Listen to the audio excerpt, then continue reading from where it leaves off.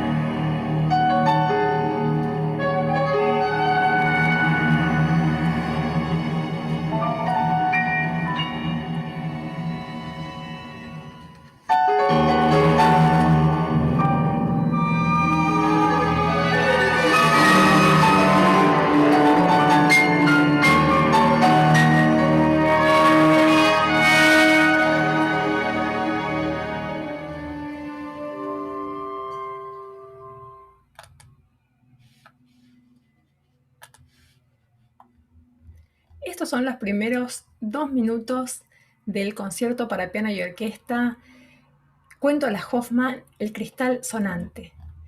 Y es una excelente obra para estudiar lo que nosotros llamamos las migraciones entre las artes, porque no se conjuga solamente una inspiración de tipo pictórica en este caso, sino que también la pintura misma está inspirada o tiene relación de una obra literaria.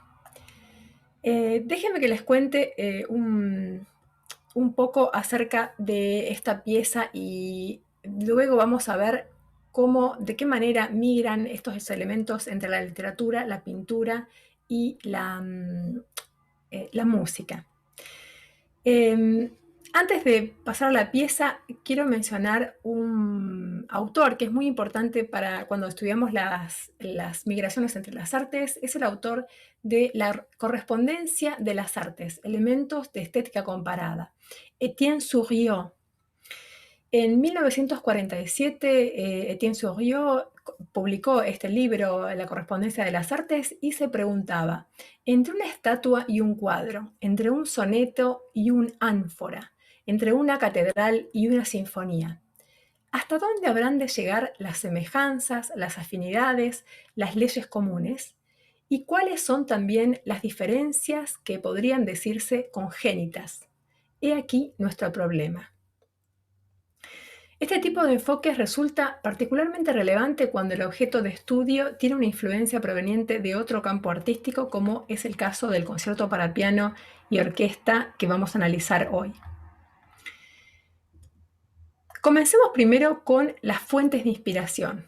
Y aquí tenemos el testimonio del compositor, de Luis Muchilo, que es uno de los compositores más importantes de la escena musical actual argentina, consagrado en el 2006 con el primer premio municipal de música de la ciudad de Buenos Aires y algunos años más tarde con el Premio Nacional de Música. Dice Muchilo que la inspiración general de la obra provino de un cuadro. Un cuadro. Aquí vemos, espero que lo puedan ver detrás mío, dos versiones de este cuadro de Paul Klee. A la izquierda tenemos una versión que está en la Fundación Klee de Berna y a la derecha la versión que está en el Museo Metropolitano de Nueva York, que es en la cual se inspiró Muchilo. Vemos la reproducción entonces de esta acuarela y en la composición misma, o sea, vamos a luego analizar un poco más la obra, pero a primera vista ven que es un cuadro que tiene un fondo abstracto, hecho como de cuadrículas de distintos colores, con una luminosidad muy particular, una especie de brillo dorado, y algunos otros colores, pero el dorado es predominante, y sobre ese fondo abstracto aparece una especie de escena, un escenario con unas figuras que están realizando distintas acciones que vamos a ver más a fondo. Además de este cuadro como punto de partida, como inspiración general, Muchilo también nos da algunas pistas en una de las primeras páginas de su partitura, donde aparecen 3 epígrafes. A ver si lo vemos aquí. Aquí estamos viendo a la izquierda lo que es la portada de las piezas para piano, que son 7 piezas para piano, Ausmergenzeit. Es un grupo de 7 piezas que fueron interpretadas por el compositor Luis Muchilo, Aldo Antoniazzi y Alexander Panizza en el año, ya no recuerdo, pero en Rosario, en el Centro Cultural Parque España y en Buenos Aires también. Son 7 piezas para piano y la pieza central de esas 7 piezas para piano se llama Cuento la Hoffmann, el cristal sonante, o como lo vemos aquí en alemán, Hofmanneske Geschichte, das klingende Glas. El idioma alemán está usado porque son citas de fuentes que están en alemán. Por eso Ausmergenzeit y Hofmanneske Geschichte aparecen en alemán. También vemos aquí las fechas de composición. Las piezas para piano fueron compuestas entre el 95 y el 99 y el concierto vemos aquí comenzado en Brasilia, donde vivió el compositor unos años. Es argentino, nacido en Rosario, luego estudió y vivió en Alemania, Francia y estuvo radicado en Brasil por lo menos creo que una década, hasta que volvió a la Argentina y ya se quedó allí. El concierto entonces, como digo, entre el 96 y el 97, pero fue estrenado por Alexander Panizza en el 2001, que fue la grabación que escuchamos. Y vamos a escuchar algunos otros fragmentos. Y aquí tenemos los epígrafes que aparecen en la portada. Y vamos a ver la traducción al español de estos 3 epígrafes.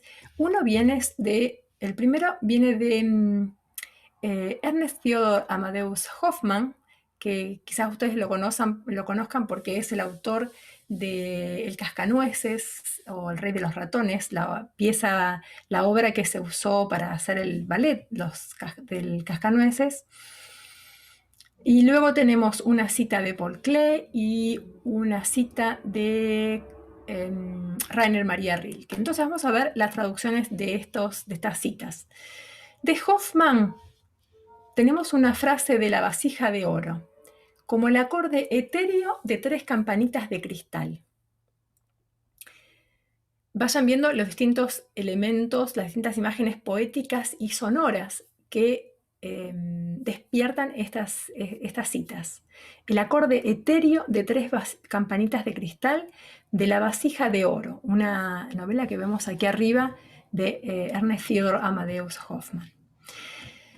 Luego del diario o de los diarios de Paul Klee, una pregunta: ¿puedo estallar yo cristal?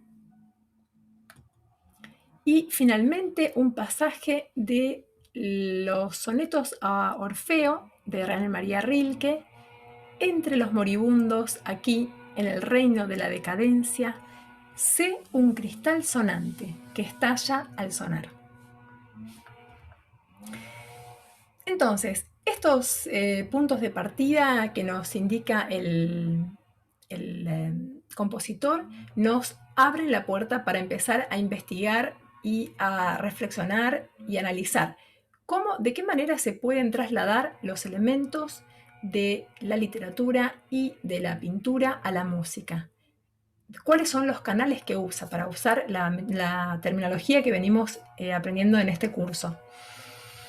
Vamos a empezar con... bien, entonces, lo que tenemos aquí es un juego interesante de migraciones entre las artes.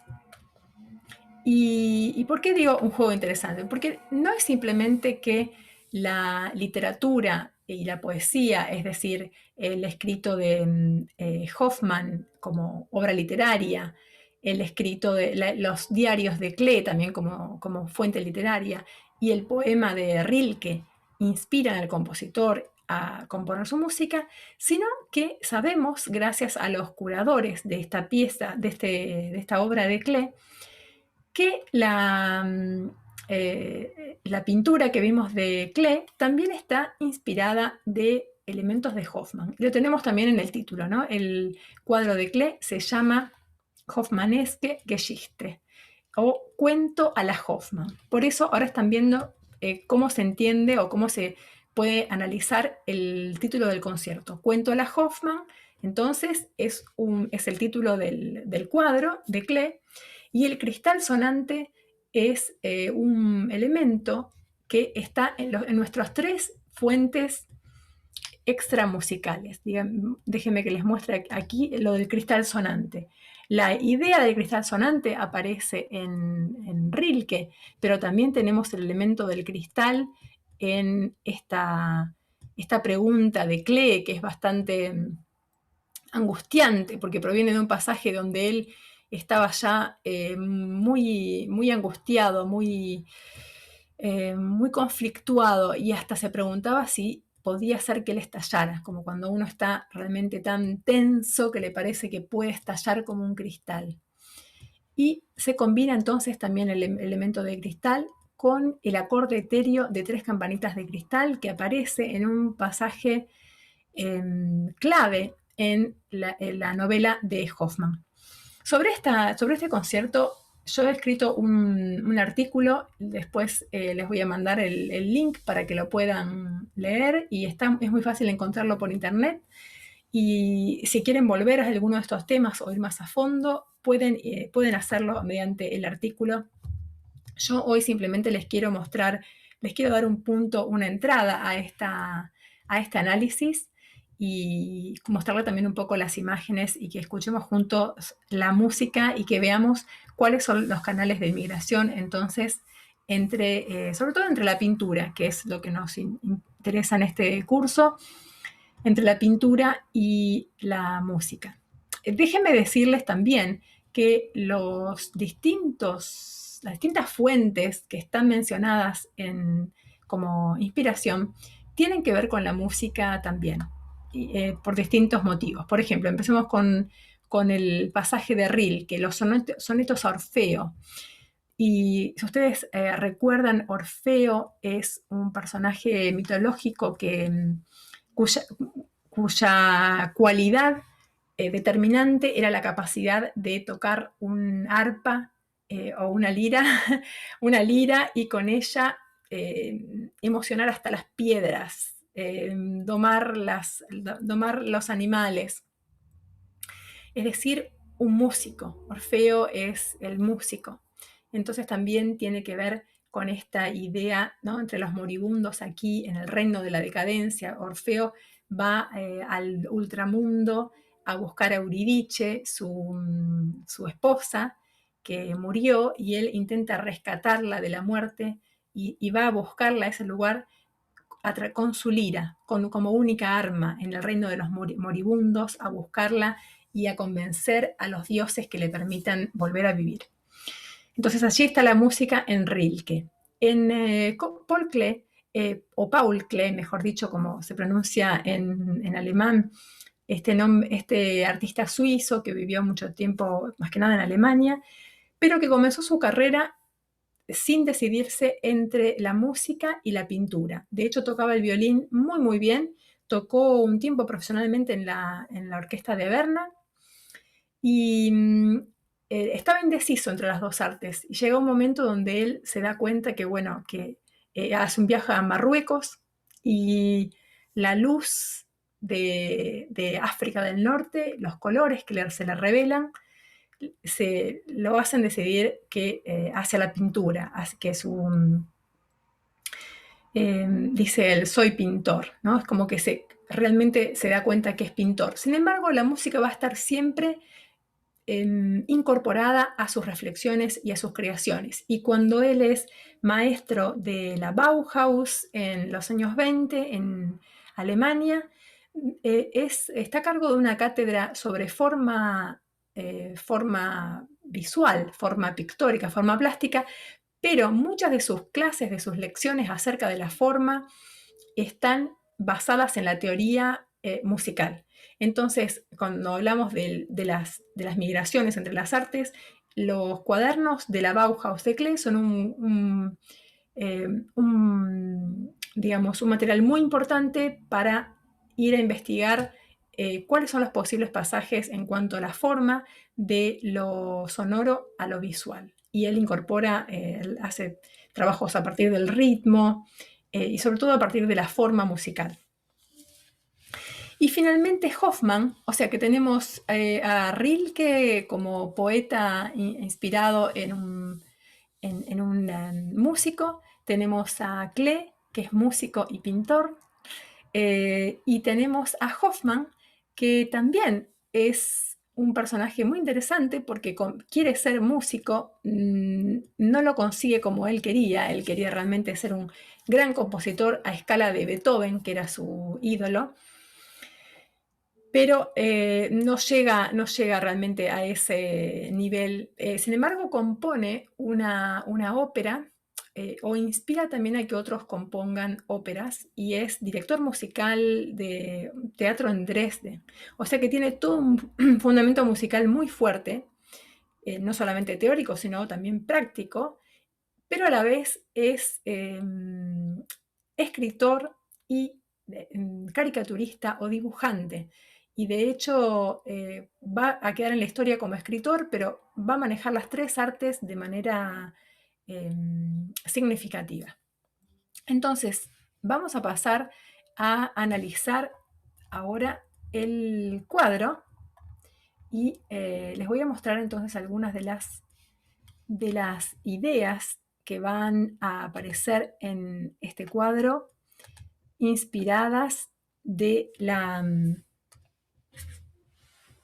literatura. O sea, yo me voy a concentrar hoy en los pasajes de la plástica a la música y les voy a dejar para que ustedes lean luego los elementos de Hoffmann que aparecen en el cuadro, porque como les dije, el cuadro se llama Cuento a la Hoffmann, es del año 1921 y aparece vinculado directamente en el sitio web del Metropolitan Museum por los curadores a La vasija de oro, a esa novela de Hoffmann que les indiqué al principio, donde también proviene la frase del epígrafe que utiliza Muchilo.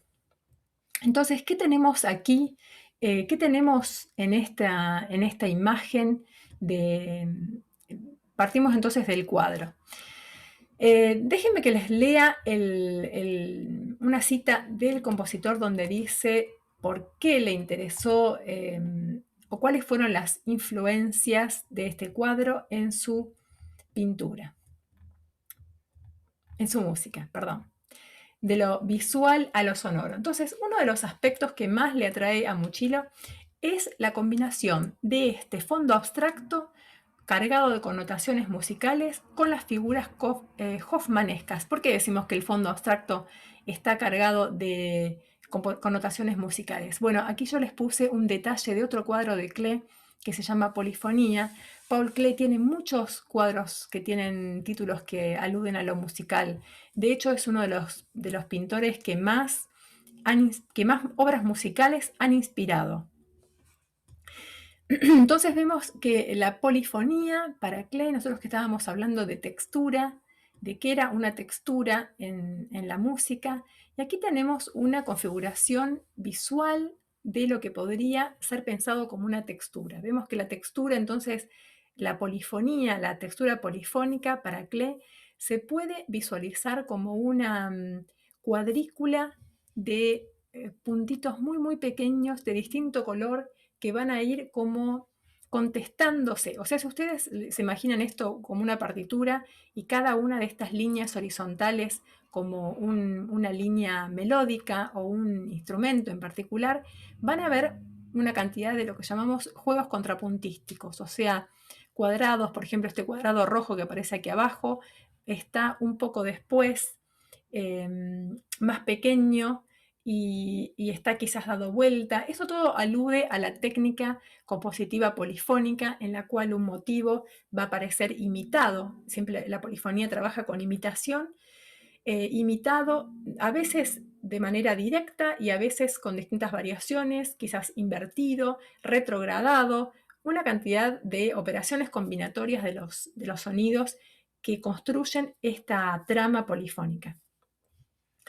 Pero no quiero usar demasiados términos musicales técnicos porque sé que en este grupo también hay gente que viene de otros campos. Entonces, veamos también la parte plástica de esta especie de textura polifónica. Lo que más le interesa a Muchilo es la combinación que hace Klee entre lo abstracto y lo figurativo. Dice Muchilo: en este cuadro hay una base no figurativa, una base de cierto rigor abstracto sobre la cual se superpone una multiplicidad de figuras que eventualmente podrían o no apuntar a un cuento de Hoffmann o a diversos cuentos de Hoffmann. Podría ser también una especie de fantasía generalizadora del universo de la literatura de Hoffmann. O sea, cuando Muchilo toma este cuadro, no está pensando solamente en la vasija de oro, está pensando en el universo hoffmanesco. Y lo que le interesa es cómo están integradas, cómo están adecuadas estas dos formas pictóricas, una pintura no figurativa y una pintura figurativa sin que parezca, sin que esté como chocando o en antítesis. Entonces el compositor se pregunta, ¿cómo lograr algo similar transponiéndolo al campo de la composición musical? Es decir, cómo en una pieza cuyo lenguaje no depende de la tonalidad tradicional y de las formas asociadas a la tonalidad y a los métodos de construcción motívica relacionados con la tonalidad, poder derivar hacia construcciones musicales más figurales, más pregnantes, más reconocibles, sin que caigamos en una especie de disparate o sin producir la sensación de una cita. ¿Cómo lograr una especie de fluidez o de continuidad entre diversos materiales musicales? Ven que entonces es valiosísimo para nosotros que estudiamos el pasaje entre las artes observar el caso particular de este concierto, porque hay una intención explícita de transponer elementos y efectos de la pintura a la música. Vamos a ver algunos de estos ejemplos en particular.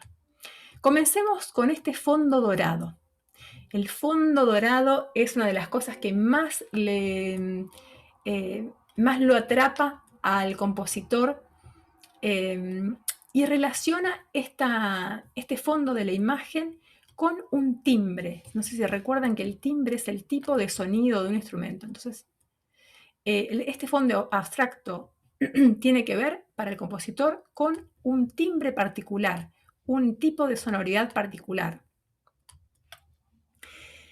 y lo relaciona con un instrumento que existió en el siglo XVIII, la armónica de cristal o la glass armónica. Aquí tenemos a su inventor, Benjamin Franklin, en 1761, inventa la armónica de vidrio, también llamada, que tiene un sonido muy particular. Aquí no tengo ningún clip para pasarles. A ver si puedo encontrar rápidamente armónica de vidrio. A ver si tenemos... sí. Vamos a escuchar un momentito de la armónica de cristal.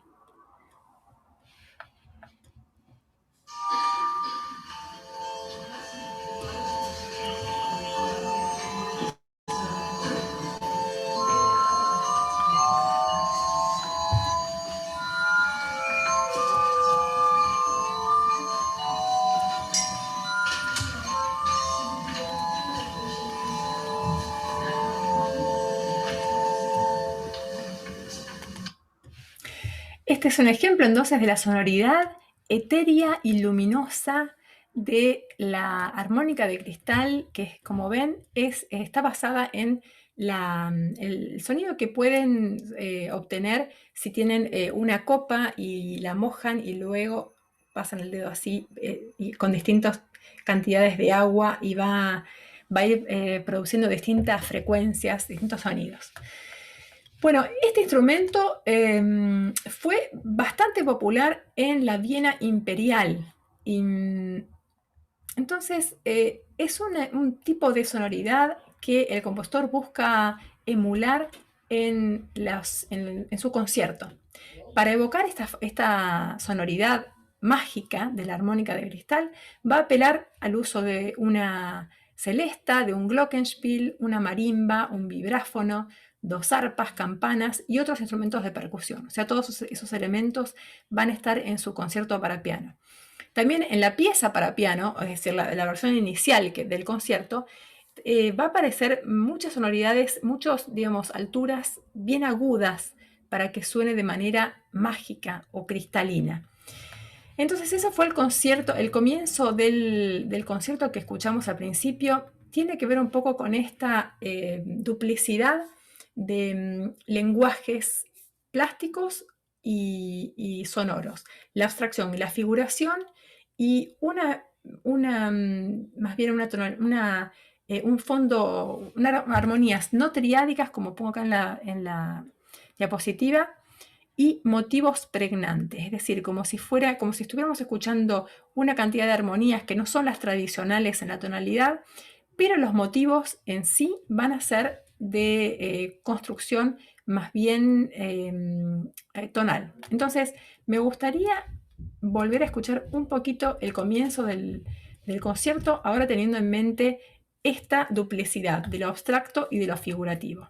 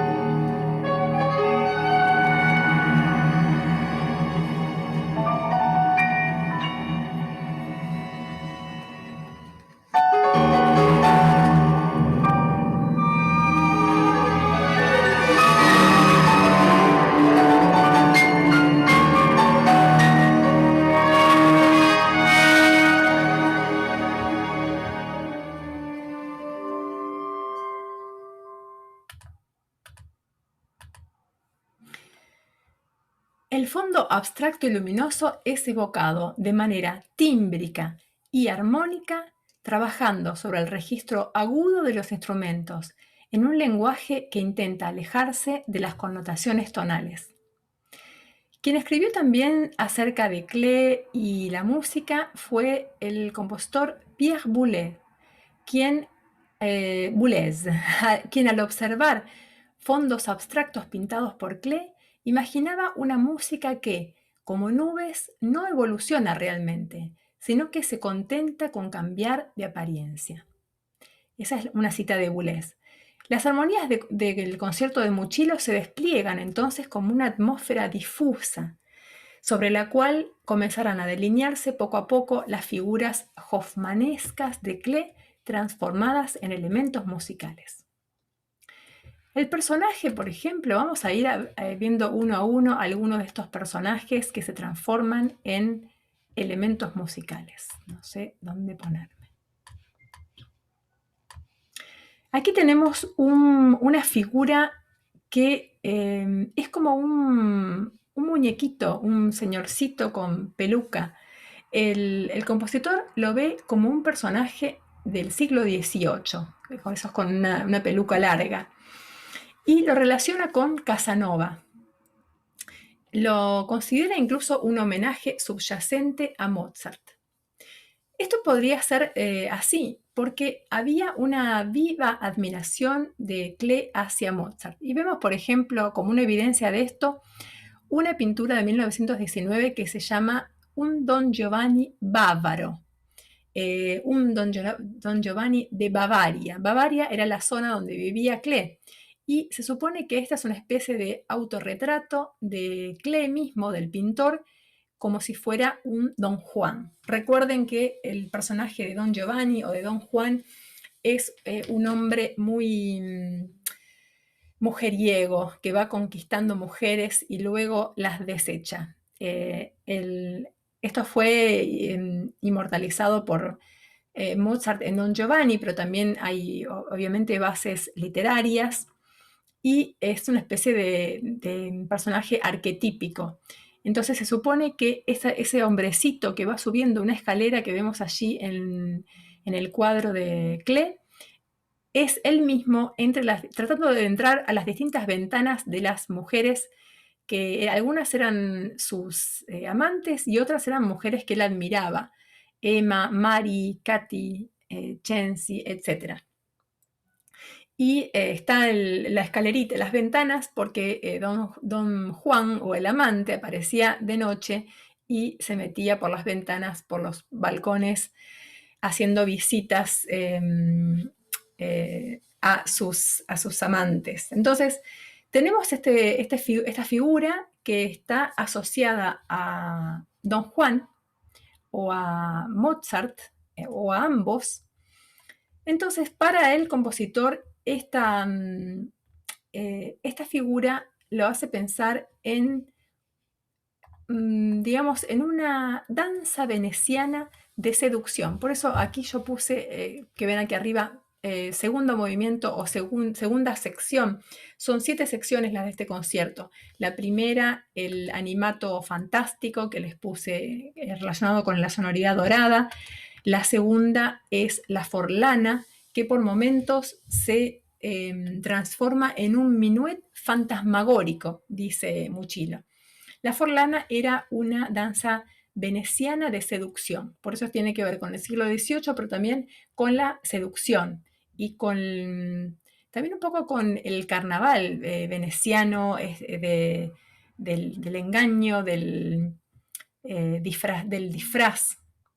Entonces, vamos a escuchar 2 elementos. Pues tenemos aquí el comienzo de la forlana. A ver, el comienzo de la forlana, para que vean un poco el ritmo de la forlana.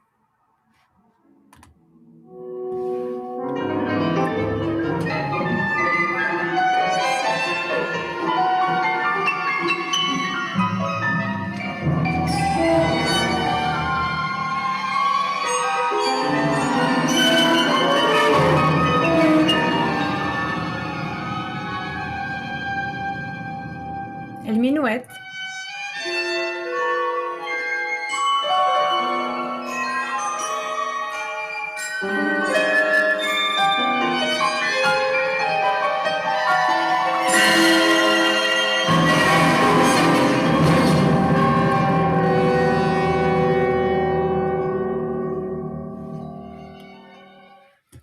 Bien, entonces vamos avanzando en la migración de estas figuras a la música. Vemos entonces una de las figuras tiene que ver con un tipo de movimiento musical o un tipo de género o de danza musical. Vemos otros elementos de la pintura y cómo se trasladan a la música.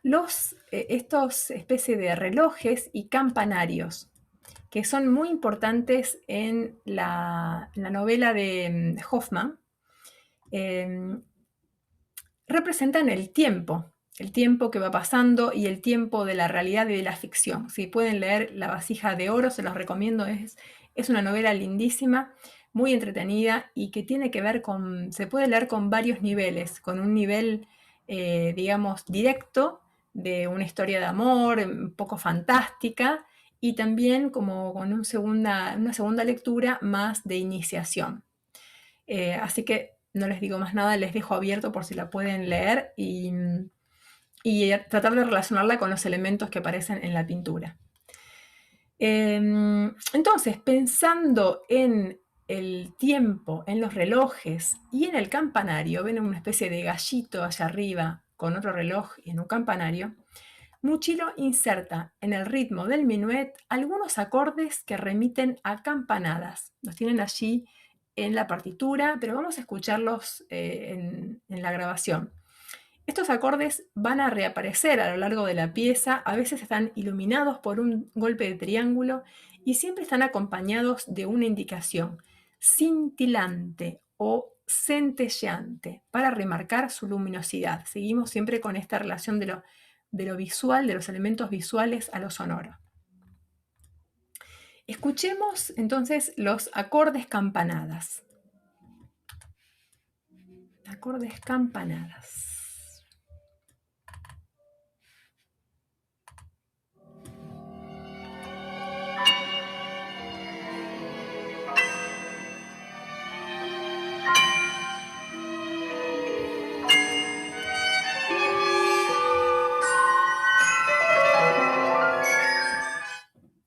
El término cintilante o centelleante aparece varias veces en la traducción francesa del cuento de Hoffman, donde las alusiones al cristal y las descripciones sonoras son frecuentes. Antes de consagrarse a la literatura, Hoffman, como les dije, fue director de orquesta, crítico, director musical de obras de teatro y compositor. Y les voy a leer un momento que es fundamental en la novela, el encuentro de Anselmo, el personaje principal, con 3 serpientes verde doradas, para que vean cuáles son las filiaciones estéticas de la obra de Hoffman con este concierto que estamos escuchando y con el cuadro de Klee. La voz se desvaneció, como el murmullo lejano y ensordecido del trueno, pero al mismo tiempo las campanas de cristal estallaron en un ruido terriblemente discordante. Luego el silencio fue absoluto, y Anselmo percibió los centelleantes destellos de las 3 serpientes, que se deslizaron a través de la hierba hacia el río. Se escuchó el chapoteo del agua donde se precipitaron y por encima de las olas que las absorbieron surgió y crepitó un fuego verde que brilló oblicuamente hacia Dresde y se desvaneció en un halo luminoso. Termina la cita. Vemos entonces los elementos mágicos, este encuentro de Anselmo con las serpientes que le hablaron, esa parte está justo antes, los destellos centelleantes de las serpientes verdes doradas, el chapoteo del agua, el ruido, las campanas de cristal, y el agua, el río, donde se van a meter las serpientes, nos lleva también a otro elemento del cuadro que está en la base de un elemento musical. Un barquito, si ustedes lo ven aquí abajo, una especie de barquito con ruedas. Ahí se la estoy indicando. Son interpretadas por el compositor como una especie de máquina ridícula, como un barquito, imagínense un barquito sobre ruedas o sobre vías y que funciona un poco mal. Entonces, también un poco de humor, cierto humor que aparece también en la pintura, ¿no? Porque es una pintura que parecería por momentos caricaturesca. Este barquito es integrado a la composición como un motivo melódico rítmico, indicado cuasi mecánico, y a cargo lo va a tocar en la versión orquestal la marimba y el vibráfono, dos instrumentos de percusión de tabletas, ¿no? Son el tipo de tabletas que se percuten. El motivo desaparece y reaparece, dando la impresión de una máquina defectuosa. Escuchemos entonces el motivo cuasi mecánico que está inspirado del barquito a ruedas.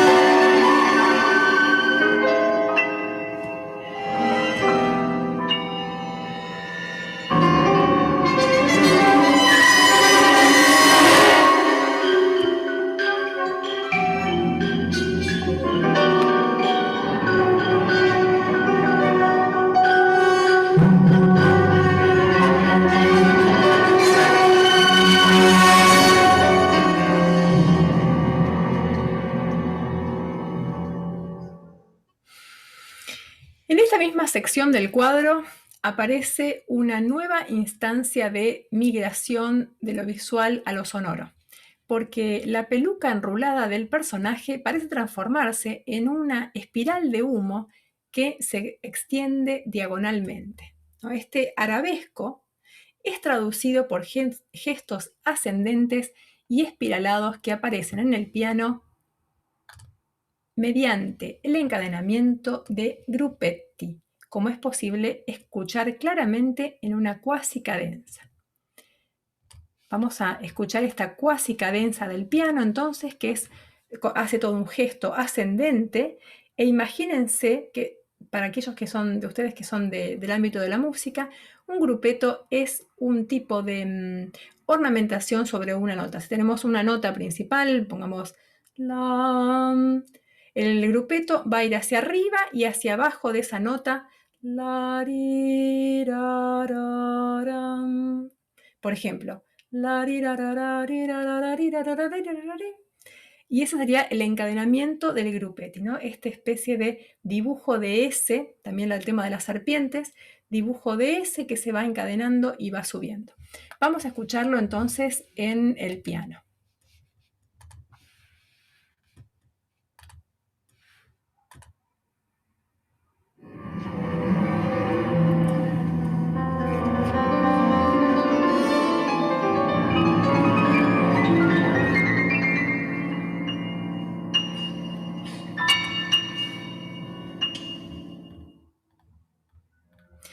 Bien, y así llegamos entonces al medio del concierto. Aquí este encadenamiento está en la tercera sección, menomoso, y la parte central del concierto es un adagio, es una parte lenta que está justo en el medio del concierto, o sea, son tres secciones, el adagio y tres secciones.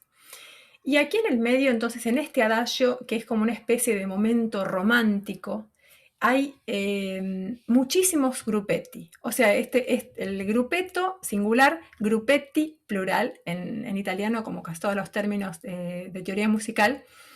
El gruppetto está tomado como un leitmotiv, como un motivo conductor, como un motivo que también remite al romanticismo, como estilo, y también como tema, es decir, al estilo romántico de Schubert o de Schumann, pero también a un elemento de romanticismo relacionado con desengaños amorosos, con seducción, con enriedos. Y también relevante a esto es una pintura, es un dibujo de Klee de 1923, cantante de la ópera comique o de la ópera cómica, que está casi en su totalidad realizado a partir de este dibujo que es muy similar a la notación para un grupeto. O sea, cuando tenemos un grupeto en una partitura tenemos una nota indicada y una especie de rulito de la ñ sobre la partitura. Y eso al intérprete le da la pauta de lo que tiene que hacer es ir hacia arriba, ir hacia abajo y volver. Como tenemos aquí en la imagen. Entonces ven cómo va como envolviendo la nota el grupeto.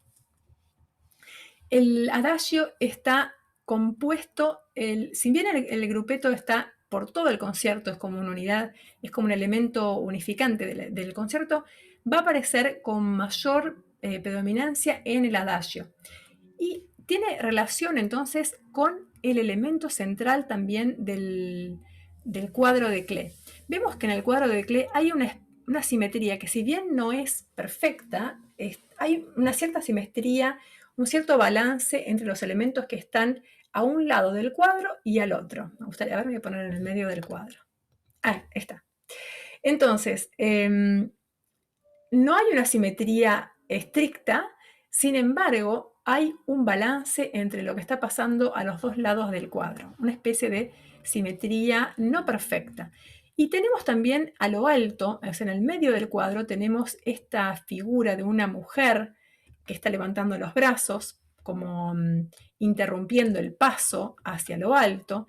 Tenemos una especie de flor de lis, una flecha o un contenedor. Tenemos un corazón. Entonces, el adagio está relacionado con este romance que es el centro del cuadro, pero también es el centro, o es uno de los puntos centrales de la novela de Hoffmann.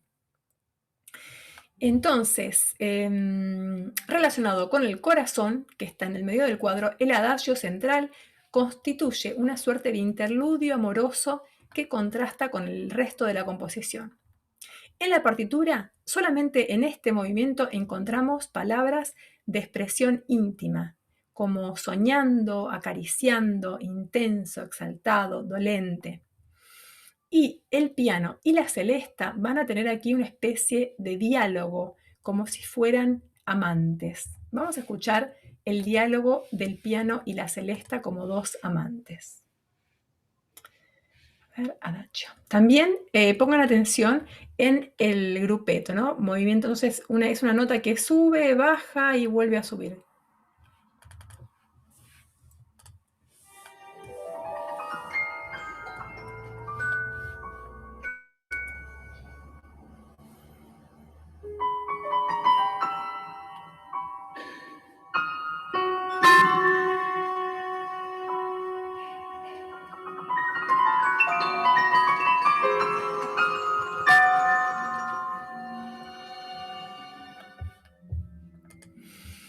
Bien, entonces ya ahora estamos en un momento donde sería interesante tener una visión general del concierto. Aquí vemos entonces que la organización de las figuras en el plano pictórico sugiere una simetría axial con respecto al conjunto central, o sea, una simetría axial en cuanto al eje, con respecto al conjunto central que componen la flecha, la vasija, el lirio, el corazón, indicando que quizás, más allá de sus elementos fantásticos e iniciáticos, la vasija de oro es una historia de amor. Siguiendo esta disposición especular, esta disposición en espejo, Mucciolo articula su concierto en 7 secciones que se organizan en 3 pares, el adagio central y luego 3 a cada lado. Pero no cualquier 3 secciones. Las secciones tienen también una relación como de espejos. Entonces, la sección 1, Animato Fantástico, es como un espejo distorsionado de la última sección quasi tempo del inicio. La segunda sección, Giocoso a la Forlana o Minuet, va a transformarse en una giga, en otro tipo de danza medio violenta, como sección sexta. El tercer movimiento, la tercera sección, que es un meno mozo, es decir, menos movimiento solamente para la orquesta, va a transformarse en una cadenza que es solamente para el piano, como la quinta sección. Y esto vemos entonces que los personajes hoffmanescos tienen también un reflejo o esta simetría del cuadro tiene un reflejo en el concierto. ¿Y qué quiero decir con esto de doppelganger? Que muchos de los personajes, o puse caracteres, pero no, personajes hoffmanescos van a tener una especie de doble existencia. Si pueden leer la novela, o si se acuerdan del Cascanueces, también allí hay un poco esta duplicidad de lo real y lo fantástico, ¿no? A las 12 de la noche en el Cascanueces los juguetes cobran vida.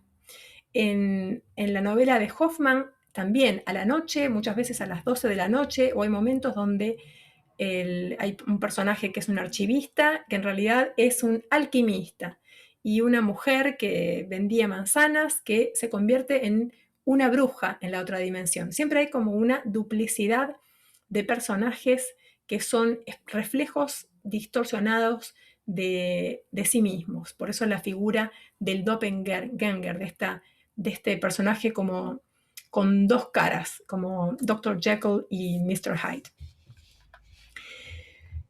Bien, y vamos llegando así al final del concierto y me gustaría mostrarles nada más cómo termina el concierto para que tengan una idea de cómo el final del concierto tiene cierta similitud con el principio en cuanto a que va todo cediendo y parece que a la manera de los cuentos de Hoffman no estuviéramos bien seguros si todo fue un sueño o vivimos algo que era real. Vamos a escuchar el final del concierto.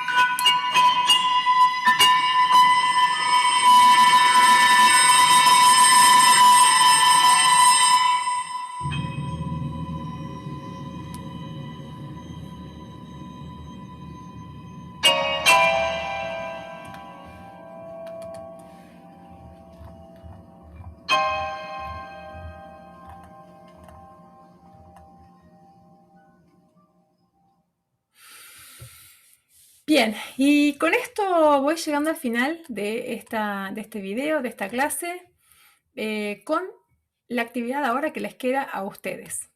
Les mostré entonces un poco el pasaje de la poesía o de la literatura a la plástica, eso lo vimos muy poquito, pero nos concentramos en el pasaje de la pintura, de lo pictórico a lo musical. Entonces, la tarea para ustedes para esta semana, estos días, va a ser, luego que hayan escuchado este video y hayan llegado hasta aquí, volver al principio del video, pueden ir pasándolo y tomar nota y tratar de ver, bueno, cuáles son los canales de migración que se han utilizado aquí. Les recuerdo los canales: el canal emocional, donde se trata de pasar a través de la emoción, es un enfoque de tipo holístico. El canal de la forma, que también lo llamamos morfológico o textural, donde las formas plásticas, las formas son el canal vamos de lo plástico a lo musical. El canal del material, donde hay una relación directa entre los materiales de un arte y del otro. Y el canal conceptual. O sea, en el canal morfológico también metíamos la textura, ya les doy algunas pistas. Y el último, el canal conceptual, donde son los conceptos los que permiten transitar de un arte al otro.